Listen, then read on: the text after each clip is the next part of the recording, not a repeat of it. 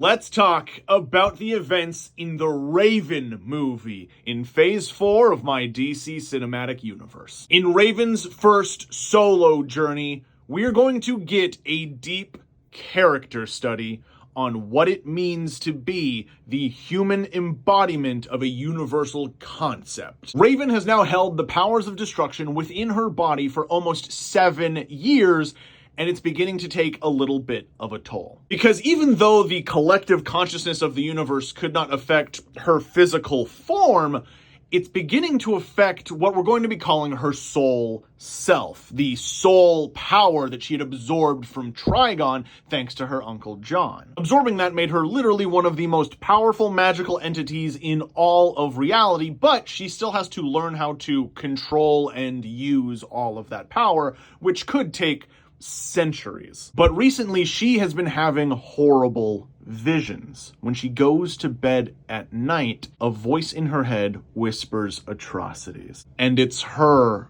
voice. Every night she confronts this, the universe's idea of the devil or destruction. Raven's demonic self, one resembling her father, Trigon. This is Raven's soul self, and it is attempting to corrupt Raven's outer self so that it can take over. Raven is losing the battle of wills of her versus the entire collective consciousness of the universe. So Raven goes to get help from one of the only people who could possibly know what she's going through, her uncle, John Constantine. And our boy Constantine over here, unfortunately, doesn't have too much advice because while he is a human spellcaster, he doesn't know what it's like to fight the soul of a demon living inside your body. And so Raven goes to connect with her essentially aunts and uncles, the Endless. But unfortunately for her, these nigh omnipotent beings also have no real advice for her because none of them are human. They are entirely affected by the collected will of the universe.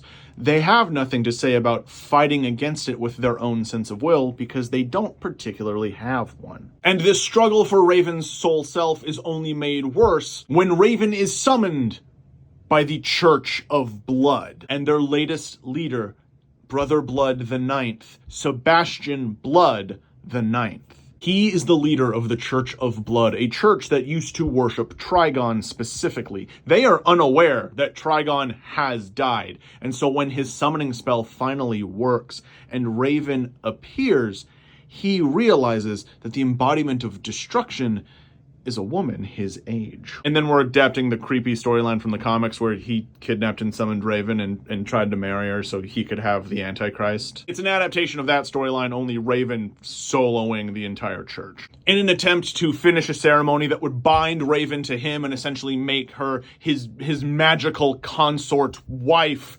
slave, prisoner, etc., Raven's outer form begins changing into her demonic form. And as Raven is praying, trying to get the demon side of herself suppressed, the bindi on Raven's forehead opens up, and Raven's clothes turn white, and she becomes a three-eyed white Raven. Because in my DC Cinematic Universe, Raven is Indian. Because when the character was created, the creators confirmed she was based off of the Indian actress Persis Kambata. And so she gets to connect to the culture that she was robbed from because of being raised in the cult of Trigon. And so we get the three-eyed white Raven locked in a battle for her own soul with her own soul, the four-eyed demon Raven. And yeah, y'all know where this is ending. Good guys win, bad guys lose. Raven conquers her soul self and truly embodies the will of destruction, but instead of an evil will of destruction like bloodshed and war,